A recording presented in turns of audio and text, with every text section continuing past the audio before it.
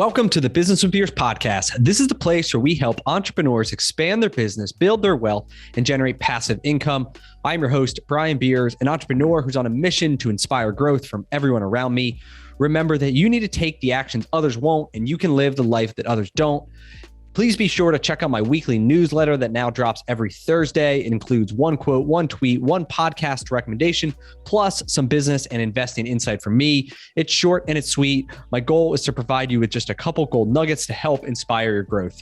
Go to brianbeers.com to subscribe. Hello, everyone. I'm excited today to bring you Stephen Sachs. He is an entrepreneur and the author of multiple books, including Reboot Your Business and The Intelligent Investor's Handbook. Welcome to the show, Stephen. Thanks very much, Brian. Great to be here. Awesome. So I'm excited to talk to you. It sounds like, looking at your resume, you've had kind of quite the career. So can you give us an idea and me some more details? Like, what did your life look like from, 18, 20 years old, whatever, up until now? And we'll go from there. Sure. Well, I left school without any real qualifications at about 18, and I went very quickly into the fashion industry. And I spent most of my working life there from about 18 to 50. During that period of time, I started off driving a van and delivering stuff and picking stuff up. And ultimately, I owned businesses and I bought businesses and sold businesses in fashion, in logistics, in furnishings and bed linen. And then I was traveling a lot.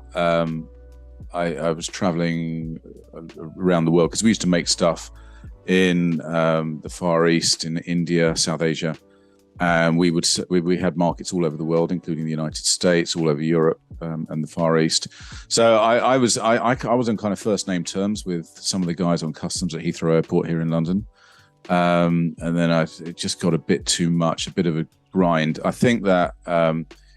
Fashion apparel is a kind of younger person's industry, and what I've worked out was that after a while I was going through the motions but not really getting the best out of it. So for example, I was turning up to places, I was spending time on I do meetings, I do the business side of it, but the social side of it I kind of like I wasn't doing so much of that. Disappeared to my room and do emails and stuff. So in 2016, I decided to leave and exited a business which my daughter runs now, actually. One of my daughters, I've got 4 girls. And then I started a new business called Funding Nav. And Funding Nav basically works with entrepreneurs that have more ambition than cash. And it's the kind of access to money and resources which I never really had as I was sort of growing up in business, and that's what I decided to create. And then I've been doing that for the last 6 years, and it's really gone from strength to strength. Now we've got about 25 of us in the business, a lot of partners, and we help businesses access funding. Okay. What do those loans look like? Are they, you kind of a broker, or are you making direct loans? Like, give me a high level of the businesses. Yeah, so it's not all about loans. Basically, we work with business in 5 different ways. We advise and consult on funding strategies. We offer access to free sources of capital, which includes things like tax credits and grant funding. We help businesses to raise debt, which can often be venture debt, which is very popular nowadays, rather than asset-based lending.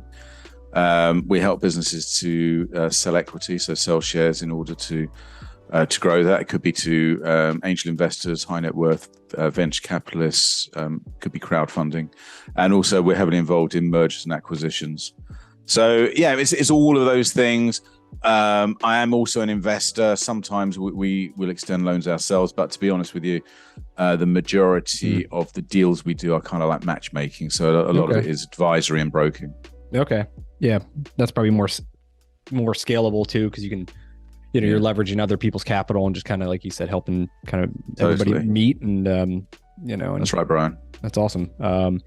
Good. So then what led you to writing, let's start with the first book, the Reboot Your Business. Tell me what's that about and, why'd you write it? Yeah. So Reboot Your Business was, I spent the first year which is 2017, after I started this business, basically just walking around London, And I guess in common with lots of big cities around the world, there's a lot of networking opportunities. So I was networking breakfast, networking lunch, networking dinners, meeting people. I didn't really know exactly how the business would shape up, but I through a process of talking to people, I kind of worked it out. And then at the end of that year, into 2018, I thought, yeah, it's been great, and the business is expanding, but I kind of need a product. I need a product here. I need something that's more effective than a business card. So I thought a book might be quite good. And I went to a seminar addressed by a guy called Jeffrey Archer. So Jeffrey Archer is actually a famous author. Also, he was a famous politician. Also, he went to prison for perjury. So he was he's got a great backstory. And he got up on stage, and he was one of the best speakers that I ever saw. And he was talking about how he wrote books. And he said, look, I'm very regimented about it. I get up early in the morning, I write 3,000 words, and I go off and do all this other stuff. So I saw him, it must have been about April 2018. And I thought, yeah, I'm going to do that. So the next day, I set my alarm like an hour earlier than normal. I got up in the morning and I wrote some words. I don't know if I wrote 3,000. And the next day, I did the same thing again. And the next day, I set the alarm, and then other things took my attention because it's actually quite difficult to write every day. So I started looking at the internet, and you get involved in these black holes, read the newspaper, went for a walk, whatever. And then gradually, there weren't really very many words. And then at the end of that year, my wife took me away on the most boring holiday that I've ever had in my life, which was to the Maldives, actually, which is kind of a place. There's not a huge amount to do there in the Indian Ocean. And it was raining. And so there was literally nothing to do because there's only beaches, right? Yeah. So I had my laptop with me. It was Christmas time, and I just disappeared. And I basically banged the book out in about 10 days. So I went there with 6,000 words and came back with 60,000 words and just downloaded it. It was brilliant. It was like therapy. And then it took another 4 or 5 months of editing and working to kind of refine that. And then it was published a few months after that. So that's kind of what happened. It was everything I learned in my life around business, plus specifically everything I kind of gained in the previous year to that in lots of different businesses, because I'm involved in so many different businesses now. And it's written in 3 sections. The first is, I guess, experiential. It's kind of just telling business through stories.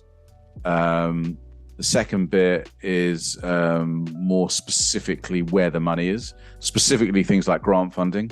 So in the UK and Europe, we've got thousands of grants. I'm sure you have in the United States as well. So that's effectively free money. So where that is, because it's very difficult to find any published place where you can find all that money. So I've got several hundred of them in there. And finally, there's a section where you can make incremental changes on a sort of weekly or monthly basis so that you can get this kind of progressive small percentage increases that overall will give you a big improvement. So yeah, that was the whole book. And then it got reprinted in just after the pandemic because obviously a lot changed. That's the main book, and that's kind of what I've been known for. Do you give your wife all the credit then for booking that trip? Yeah, but I wouldn't tell her that. Okay, all right. Oh, that's funny. So then, what are some of the biggest, like, for you, things that you wish you knew, years ago when you were running your business that you've kind of now since then identified and talk about? What are some of those common things? I think the biggest thing is all around mindset. And I see that especially now in, as I mentioned, I'm father of 4 daughters.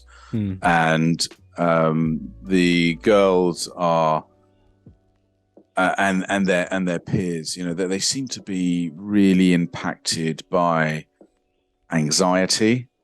I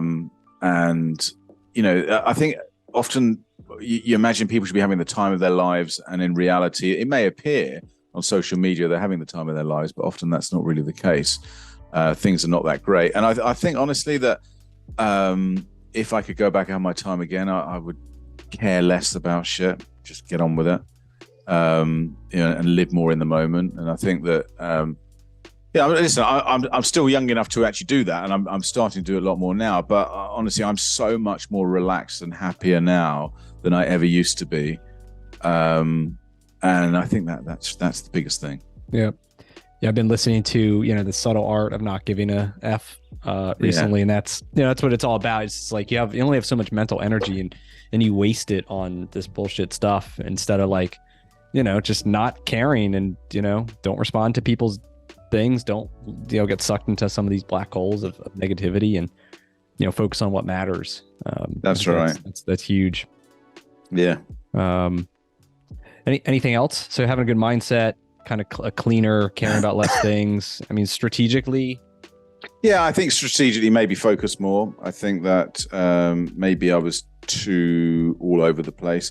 Yeah, sometimes you kind of don't really have a very definite direction, so you try lots and lots of different things in order to try and find a direction, and then you kind of forget why you were trying so many things. And you just get involved in too many things, and you really should be cancelling them, and then just trying to bring it down to something to focus on. And I think often in my career, I've lacked focus, and that's been a problem. Yep. It's difficult enough being an expert in one or two things. You really can't be an expert in too many things. Yeah, this is something I've been. I've kind of struggled with over the last number of years too. It's a shiny object syndrome, right? You see this thing and you chase after it. And we think that we're diversifying our income. We think that, it sounds cool to tell people you run all these different businesses, but in reality, it ends up just diluting the focus instead of putting all that energy on that single business that you could grow 2, 3, 4x higher.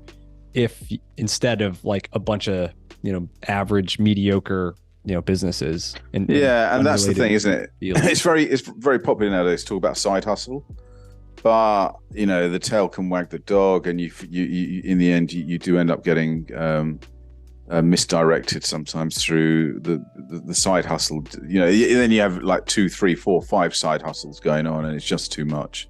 Yep. And the income you're making from those, you could probably make a multiple of that income in a single business if you weren't so diluted. Totally. Yeah, so then how do you balance that with your current job? So because your current job, you look at all these companies that all sound cool, raising equity and debt, and how do you kind of, or what's your position now on that? Do you look at more of an investment and try not to get actively involved? How do you?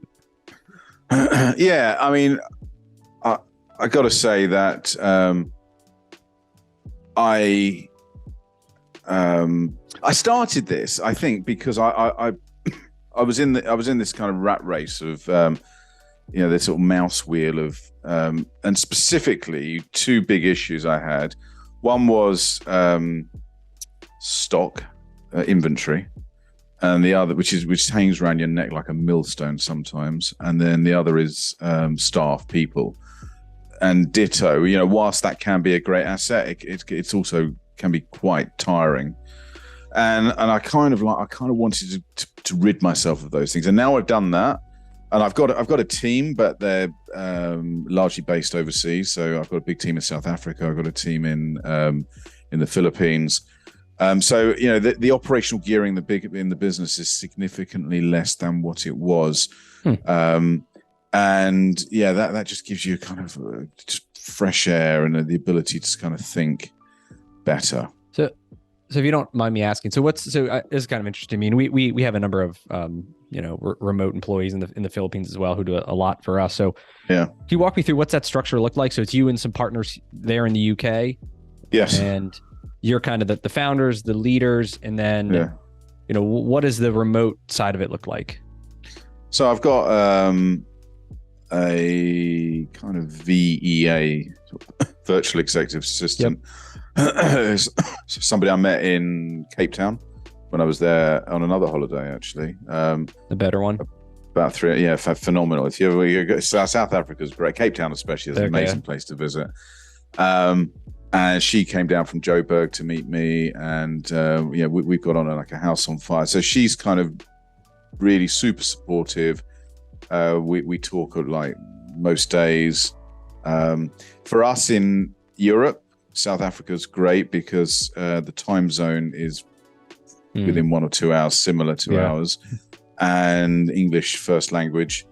And there's a lot of, whereas in the UK, we've got like virtually full employment, and it's really difficult to recruit quality people, and it's very impacted by inflation.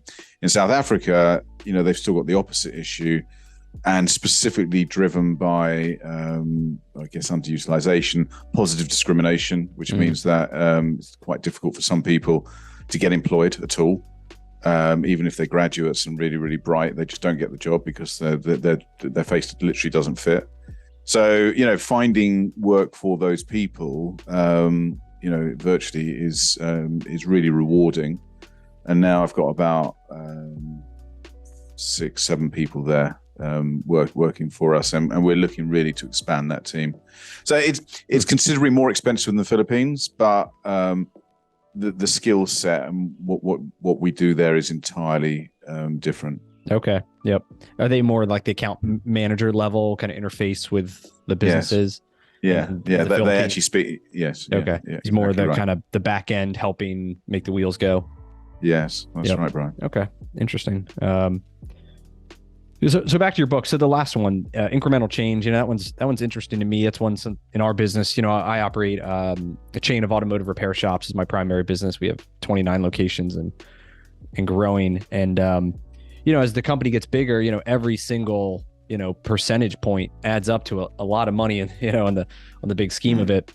And so rather than trying to move mountains, our current philosophy is now let's, if we can get 1% better here, 1% better there, times, the millions that we do, that's where our profitability comes from. Right.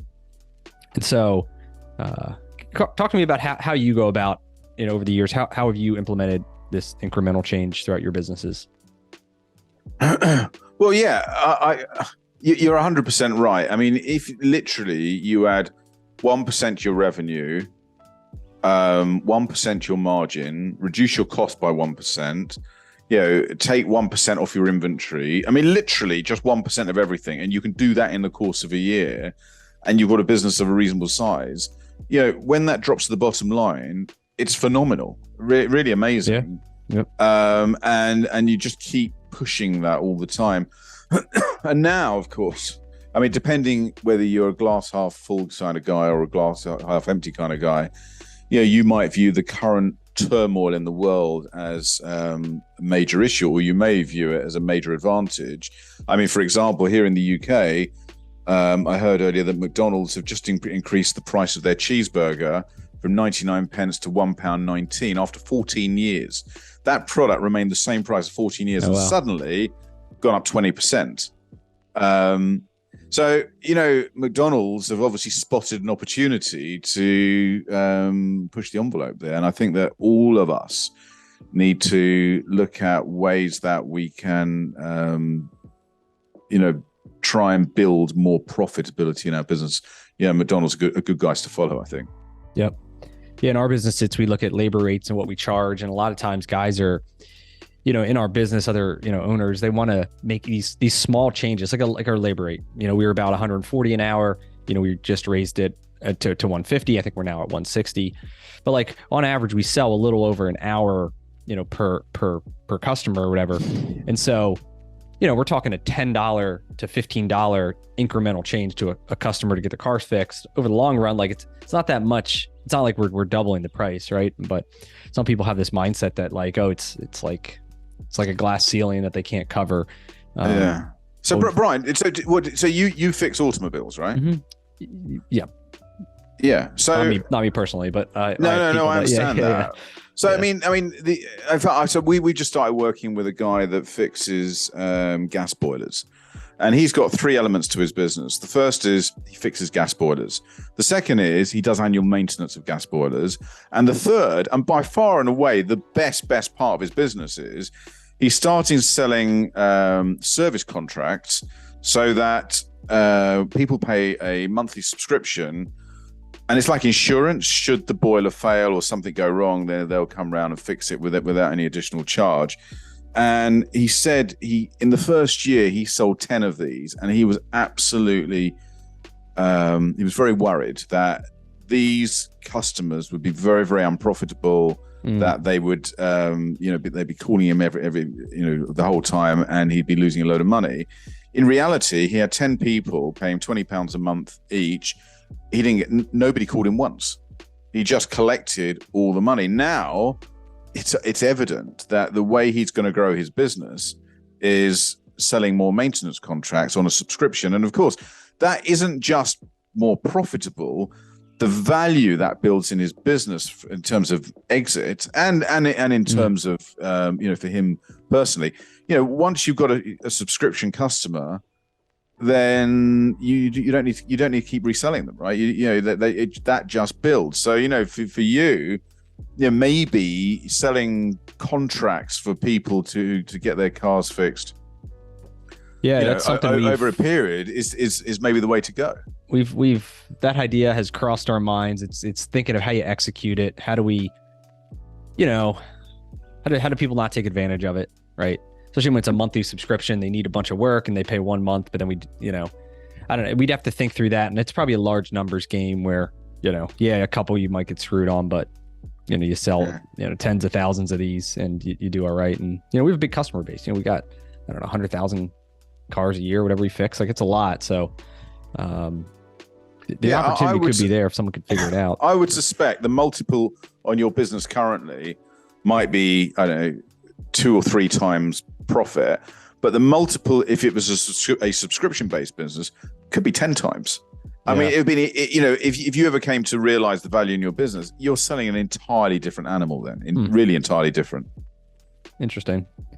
Well, maybe that is worth investigating a little bit more, because nobody's doing it, at least not effectively. They try to do it through selling like insurance contracts, basically, aftermarket, the things you see on TV late at night or whatever. But even that's like, I don't know, a lot of those companies try to scam people anyhow, where they don't want to fix things that they thought they were going to get fixed. So lease companies sometimes lump it in with you can buy leasing with maintenance, right? With tires sometimes. So, but for people that don't lease their cars, I don't know, maybe it's the thing. Interesting. Cool. And so what's next for you on your horizon? How big is, the company? What kind of direction are you going in? What's next? Well, I'm super busy the whole time. We've got a number of really interesting things that we're working on. For example, today I was speaking to the largest grower of sparkling wine in the UK. And actually, one of the beneficiaries of global warming, as it happens. Okay. Because the Champagne region, which is like, if you imagine level with Paris, as things are getting warmer, that weather has kind of moved up to the south of England, and it's considerably hotter now in that part of France. So, there's a ton of sparkling wine now coming out of the south of England. And honestly, 20 years ago, that wasn't even a thing. So, that just shows that, industries are being forced to move with the weather. So, that's one example. I'm working with a major fashion company around acquisitions. We're on our second one at the moment, working with a number of businesses that buy and build. We're actually acquiring our own property business currently. So there's a ton of stuff going on, loads and loads of opportunity. And I think and my glass is definitely half full. I'm seeing much more opportunity now than I ever have previously. Yeah, it's all about the perception. The people that only see negative things are going to see negative, and guys like me and you who see the positive, and we're the ones that can be able to take advantage of it. That's true. We've also launched and this is something that exists in America as well, actually. I don't know if it exists in Philadelphia, but I know that it's very active in Miami. And this is a Mexican concept called Fuck Up Nights. Okay. And basically, Fuck Up Nights celebrates failure. So, it's really... Everybody wants to talk about success, right? Basically, that's what we're talking about here, right? Yep. And I'm guessing that's what you talk to most of your interviewees about. But failure is so much more interesting. People are more interested in hearing about it. The lessons you can learn from people that have failed are greater, because obviously that's where all the learning is. So what these guys do is they've got like 300 cities around the world where they run this, and they say we've just acquired the rights to do this in London. You have an evening, you have 3 or 4 people who get up and talk about something that went really badly wrong, that was their fault. And, you know, this is a kind of liberating experience where you can get this kind of thing off your back. And, you know, you're telling an audience who learn from it, and there's probably going to be new opportunity as a result of it too. So, yeah, I'm really excited. We've got our first one in London on the 29th of September. I'm really excited to launch that. And I think it's going to be really interesting opportunity to see how open people are here. And we're a lot less open in the United Kingdom than you are in the United States to talking about stuff like that. Okay. I have 2 questions. One, how do you monetize it? Is it a fee to join, or? Honestly, I think it's really tough to monetize. I don't actually expect to make any money out of it. I think that maybe get some clients. We'll charge people an entrance. We chuck a beer in. There'll be a bar, which will maybe there'll be a percentage on the bar. I think that, and definitely there's the opportunity to sell this into corporate. So I can imagine, you know, people like Coca-Cola and Google would be interested to have internal events around this, because I think it could be really, really helpful for the organization. And you moderate it or whatever.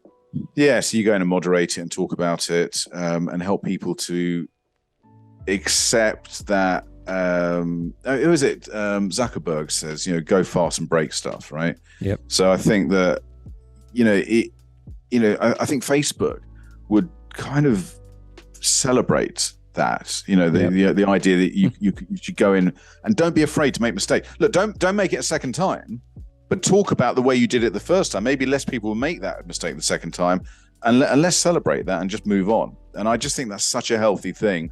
You know, here in the United Kingdom, if you failed in business, it's very difficult to come back from it. Whereas I know in Silicon Valley, many investors, they won't touch they won't touch entrepreneurs unless that haven't failed. They don't want the failure to be on their bill, right? Yep. And we're not like that. But I think that honestly, we should be like that. We've got so much to learn, and I honestly believe that one of the reasons why the US economy is the most robust and strongest in the world is because you have a very healthy attitude towards failure. Yep.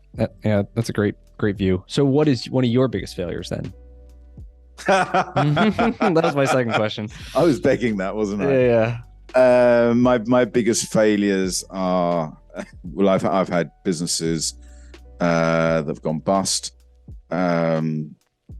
Specifically, furnishing business, where we just got ourselves deeper and deeper into the mire, and in the end, there was like no way back, and that was really, really tough.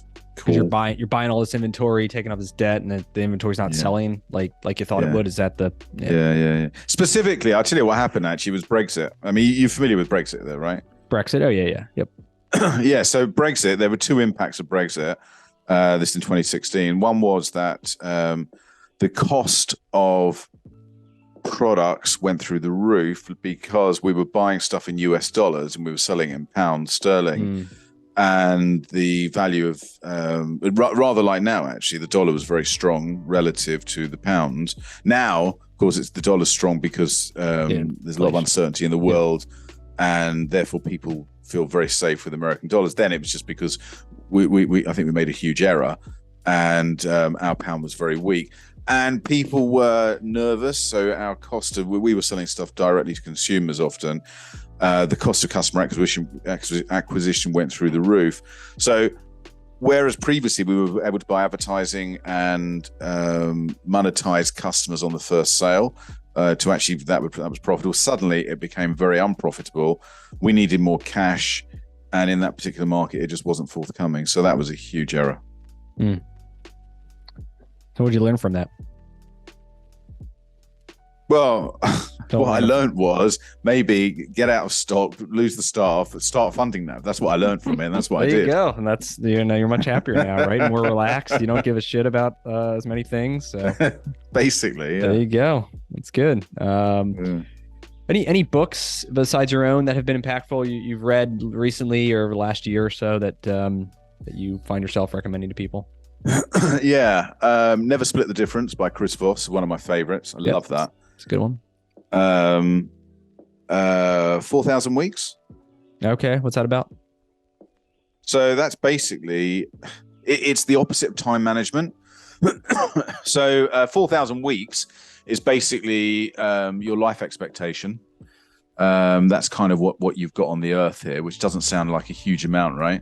Yep. And it's basically, all of time management is generally all about multitasking, fitting more into less, just different, like the Pomodoro technique, let's work for 20 minutes, then stop and then start and do something else. They're all kind of versions of the same thing, which is doing more stuff in less time. Whereas what 4,000 Weeks does, it says, hang on a minute, take a step back, just do less stuff. And it comes back again to what we're talking about, the side hustle, multitask, it's about just focus on the really important things and just do those. And the rest of it, don't bother. That's good. So that was interesting. Okay. It's like Tim Ferriss's 4-Hour Work Week, similar premise there, where that's how you work 4 hours. And if you read that book, but you just I have read that book, and that was instrumental in me kind of using VAs overseas, because that's kind of one of the big points in that book. But that is about doing more stuff, I think. Also, to be fair, taking out, trying to earn a living in 4 hours, and then spend the rest of your time doing what you want to do, right? Or you personally do less, but your team maybe do the same. Like the same amount of things got done just by other people through these systems. But anyway, I'll have to check that out. I like it. It's kind of on the trend. So 4,000 Weeks. Yeah. Cool. So where can people connect with you, learn more about your company, buy your book, whatever you've been up to? Yeah, so they can have a look on the fundingnav.com website. They can find me on LinkedIn. They can contact me by email, telephone, whatever, which I'm sure, maybe that will be on this we can when it goes out. Sure. Yeah, so any one of those ways. Awesome. Always happy to talk. Awesome. Cool. Well, thanks for coming on and sharing your story. And I got a ton of good notes here, and I think you provided a ton of value. So thank you. Brian, thank you very much. All right. Thanks, Steve. That's all we got for this episode with the Business with Beers podcast. One thing that would really help both us and other new potential listeners is to rate the show and leave a comment in iTunes, Stitcher, wherever you listen. Also, make sure to link up with me on your preferred social media platforms, LinkedIn, Instagram, Twitter, Facebook. You can find all my links at brianbeers.com. Please just share the podcast with anyone who you think might enjoy it. And until next time, remember to take the actions others won't, to live the life that others don't.